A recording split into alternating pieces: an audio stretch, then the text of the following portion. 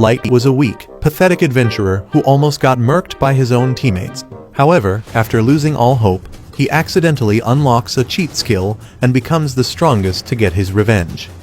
This story starts on the day Light left his family in the village to fulfill his dream of becoming an adventurer powerful enough to give them all comfortable lives. Days later, he finally makes it to the City of Dreams and quickly sets out to find the Adventurers Guild. On the way there, he bumps into a beast man and gets shocked by his hostility. However, Light quickly forgets about it and eventually finds the guild, where a receptionist welcomes him and asks for his skill, so she can give him the proper rank. After saying that he has something called the unlimited gacha, she gets confused, so he activates the skill and basically summons a card that transforms into a broken fork.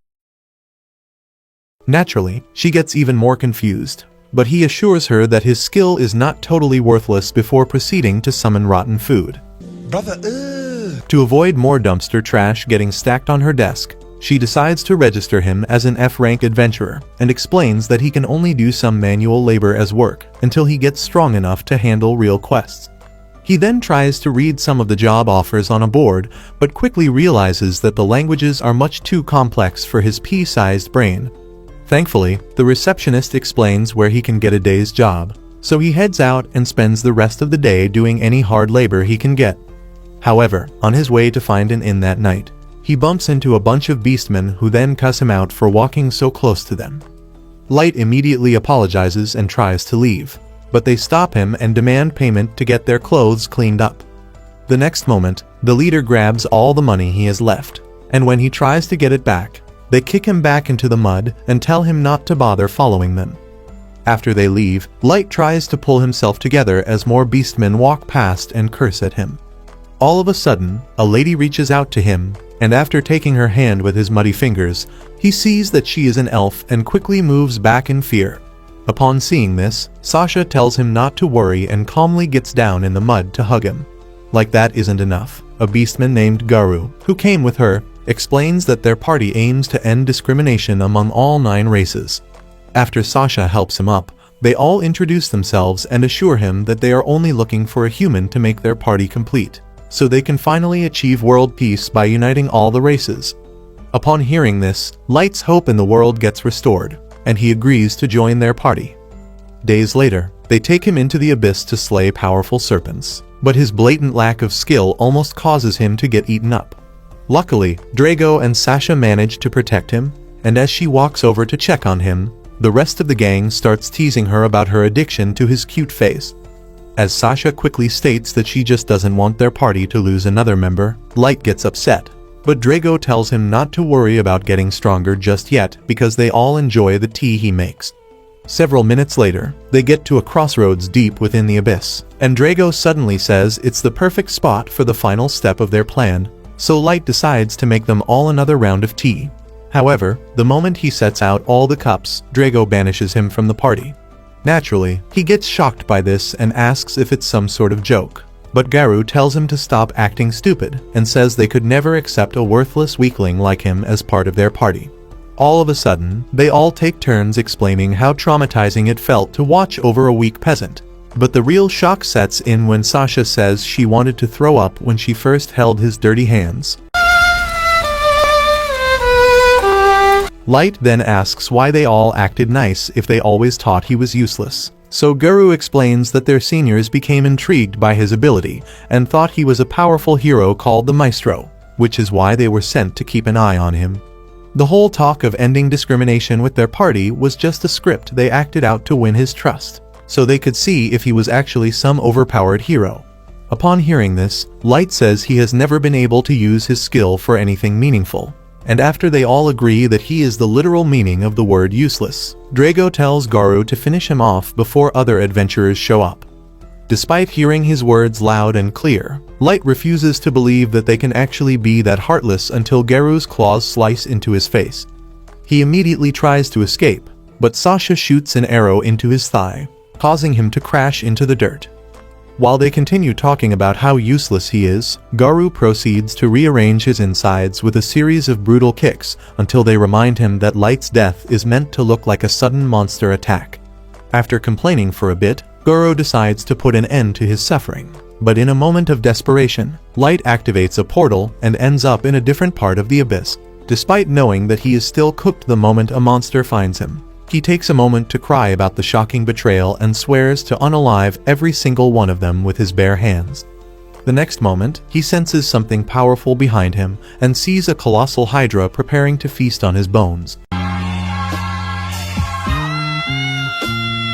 After realizing that he somehow teleported to the deepest part of the abyss, he still refuses to accept his fate and starts frantically pressing his gacha, hoping to escape again. Right then, it changes form and reveals a powerful Yu-Gi-Oh card that summons a plot-heavy chick named Mei. Magic. As she kneels in front of him, his PTSD skyrockets, but she calmly heals him and says she couldn't bear to see him in so much pain. After realizing that she actually healed all his injuries, Light jumps back and asks how, but she starts calling him master and pledges to dedicate her life to serving him. She then explains that she is an ultra-rare card summoned by his unlimited gacha and continues pledging eternal loyalty. But he refuses to believe it and says his gacha has always been useless. After offering to use her appraisal skill to read through his stats, Mei begs him to only call her by name since he is her master. You naughty. So he reluctantly accepts just to make sense of what she is saying. She then uses her skill to look through his stats and explains that his latent abilities were hidden under a conceal spell that would only be visible to someone on level 999, like her. She also explains that his gacha's ability to summon cards is actually affected by the level of mana surrounding him. And since mana is at its lowest on the surface, he could have never summoned someone like her without reaching the deepest level of the abyss. As then commends him on being brave enough to reach such depths all alone. He starts bawling his eyes out and explains how Guru almost turned him into a human kebab. After listening to his tragic story, Mei pulls him in for a hug and uses the power of her divine melons to cure his sadness.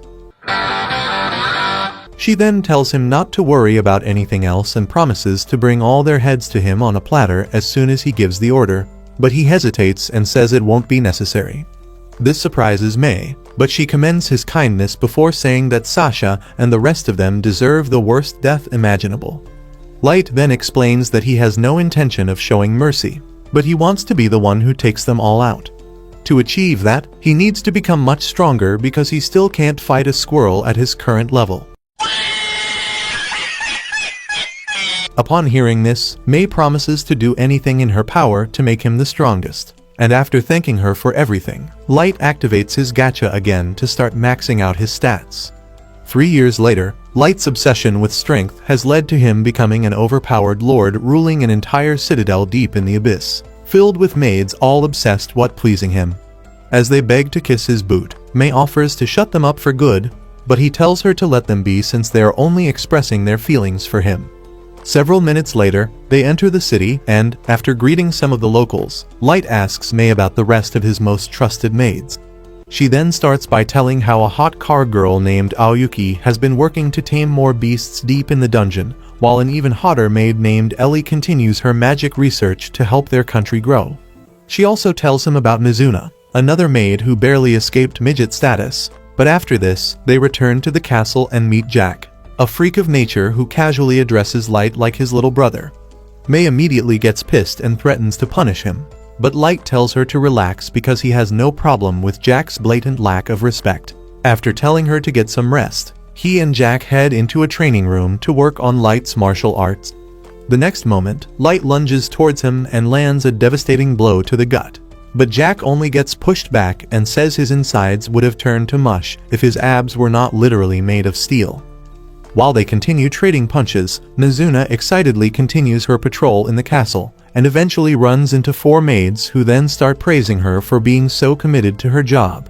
As soon as the glazing starts getting to her head, they ask if she can patrol a very special area, but she gets confused, so they explain that she is the only one who can get in since everyone else got banned by Mei. Moments later, Mei opens the door to Light's room and sees Mizuna, who then asks why she is in his room. She quickly spins a story about always having to make sure his room is spotless so he can rest properly. But as she continues yapping, Mizuna slips in and immediately notices that the sheets just got roughed up. She then asks Mei why it looks like someone obviously bigger than Light was just rolling in it. After Mei claims it's just a new method of dressing his bed, Mizuna foolishly believes her and pulls out a note the other maids gave her. She then reads out their complaints against Mei's decision to keep Light's room all to herself and further explains that they basically want her to get fired and banned from his room so they can all get access to it and sniff his magnum trunks whenever they want. After thanking her for being a clueless snitch, Mei pays her, so Mizuna happily runs off to get a snack in the city. Afterwards, she finds Aoyuki and asks if she is already done with her mission. However, Aoyuki refuses to use the part of her brain responsible for speech and continues making cat noises like a deranged psycho, until she gets tired of Mizuna's questions and writes a response on paper. Minutes later, Mizuna sees that the throne room is empty, so she straddles the throne and imagines riding Light's magic wand until she breaks off a part of the throne and immediately runs away. By then, Light and Jack have just decided to end training for the day, so they head to the men's bath, where Jack explains that he still needs a little more training to be completely invincible. Meanwhile, Mei has already summoned all 4 maids who sent Mizuna, and after she demands an explanation, they all apologize and claim they were just trying to help with all the work she does. Mei immediately tells them to stop the cap and calls them cowards for not saying it to her face before rejecting their demand and punishing them with more cleaning work. Shortly after this, Ellie finds Mizuna window shopping in the city and decides to try having a conversation with the most stupid maid in the entire citadel. After greeting each other, Ellie immediately starts teasing for having the same brain structure as Patrick Star. But Mizuna refuses to take the disrespect and starts bragging about how useful she is to Light. Ellie then tells her about a private tea date she had with Light in his room. But Mizuna completely forgets about the room part and says she also wants to have tea with him, causing Ellie to realize that her brain cells might actually be reducing by the day.